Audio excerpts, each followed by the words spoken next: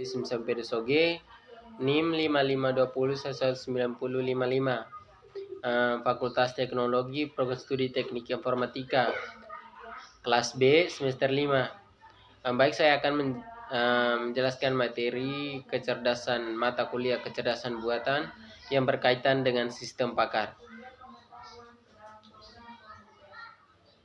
Pengetahuan dari suatu atau lebih pakar manusia terkait suatu bidang yang cenderung spesifik.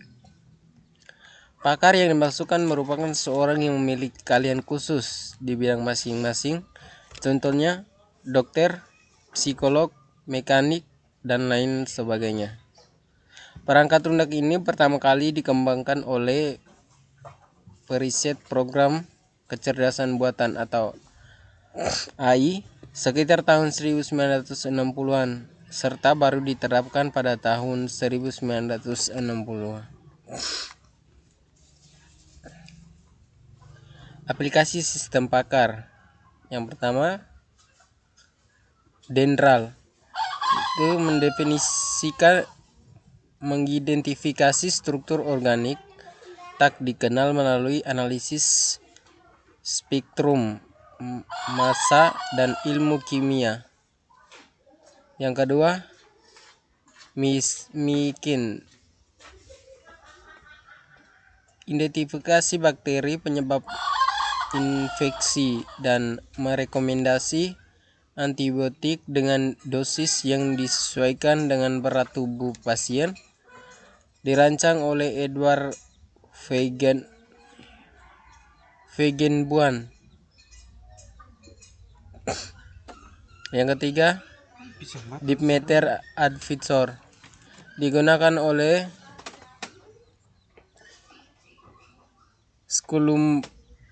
Schlumberger untuk analisis data dalam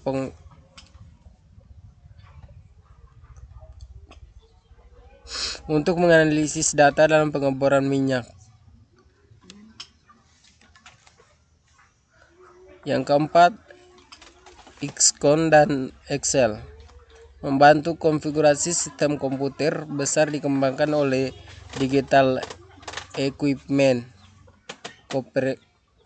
Corporation dan Carnegie Mellon Universitas. Untuk sistem komputer DCE VAC 1780. Yang kelima, SOPI analisis trik elektronik. Yang keenam, prospektor. Digunakan di dalam geologi untuk membantu mencari dan menemukan deposit. Didesain oleh Self Research Institute. Yang ke-7, Filio membantu memberikan keputusan bagi seorang manajer dalam hak stok, broker, dan investasi.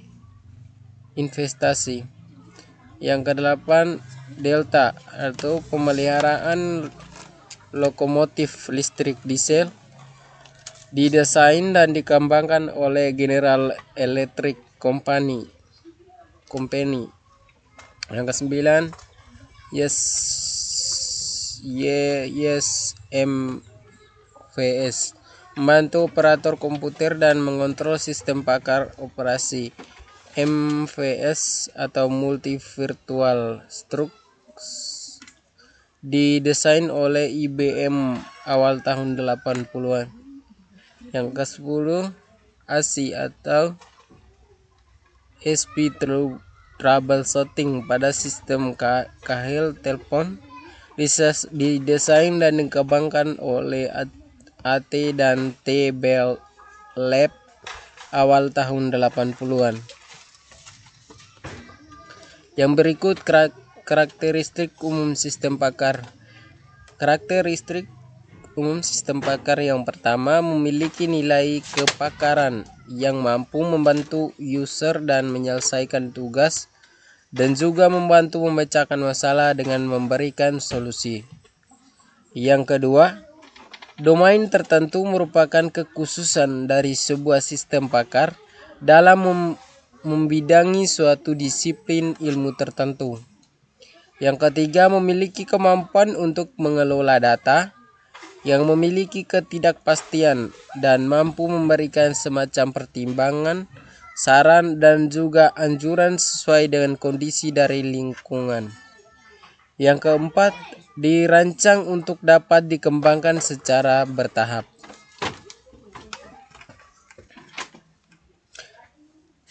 Yang berikut, kekurangan dan kelemahan sistem pakar.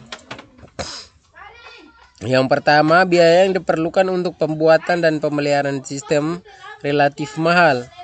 Yang kedua, berkurangnya daya kerja dan produktivitas manusia karena dikerjakan secara otomatis oleh sistem. Yang ketiga, sulit dikembangkan karena erat kaitannya dengan ketersediaan para ahli.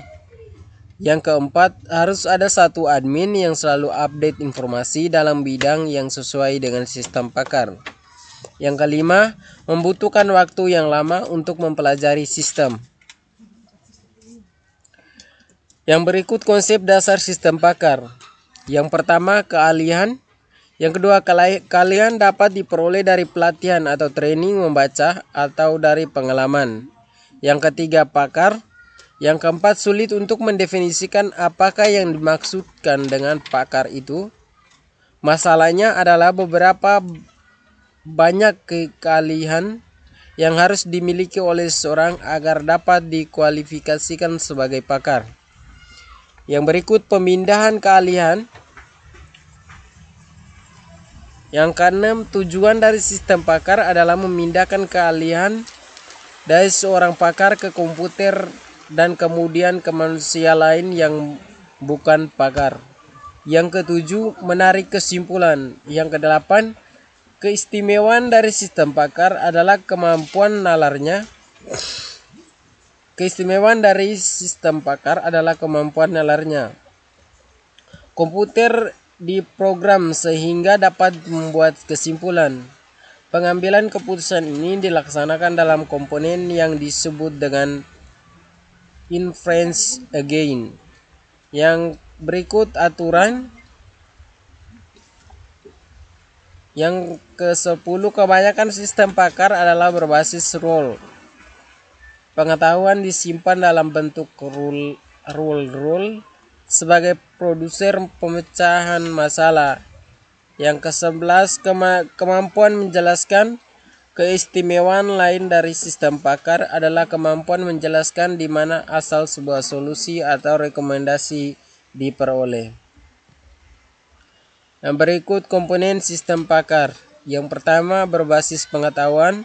Yang kedua, berbasis pengetahuan merupakan inti dari suatu sistem pakar, yaitu berupa representasi pengetahuan dari pakar.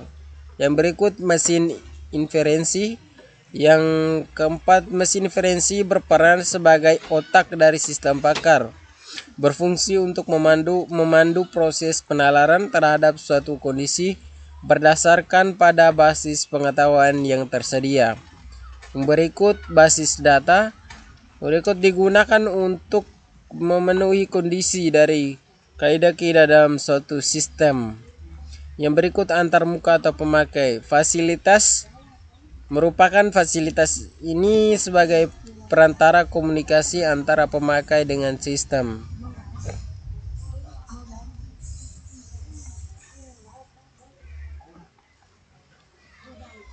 Yang berikut, arsitektur sistem, knowledge basic dan case specific data. Sistem pakar disusun oleh dua bagian utama, yaitu lingkungan pengembangan dan lingkungan konsultan. Yang pertama, antarmuka pengguna, merupakan mekanisme yang digunakan oleh pengguna dan sistem pakar untuk berkomunikasi antarmuka, menerima informasi dari pemakai dan mengubahnya ke dalam bentuk yang dapat diterima oleh sistem. Yang berikut, basis pengetahuan. Basis pengetahuan mengandung pengetahuan untuk pemahaman informasi dan penyelesaian masalah. Komponen sistem pakar ini disusun atas dua elemen dasar, yaitu fakta dan aturan. Yang berikut, akuisisi pengetahuan adalah akumulasi, transfer, dan transformasi keahlian dalam menyelesaikan masalah dari sumber pengetahuan ke dalam program komputer. Yang berikut, mesin inferensi adalah komponen ini mengandung mekanisme, pola pikir, dan penalaran yang digunakan oleh pakar dalam menyelesaikan suatu masalah.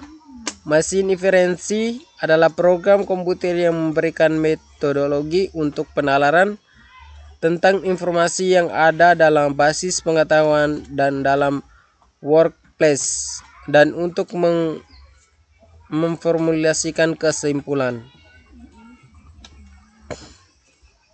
Yang berikut, workplace merupakan area dari sekumpulan memori kerja.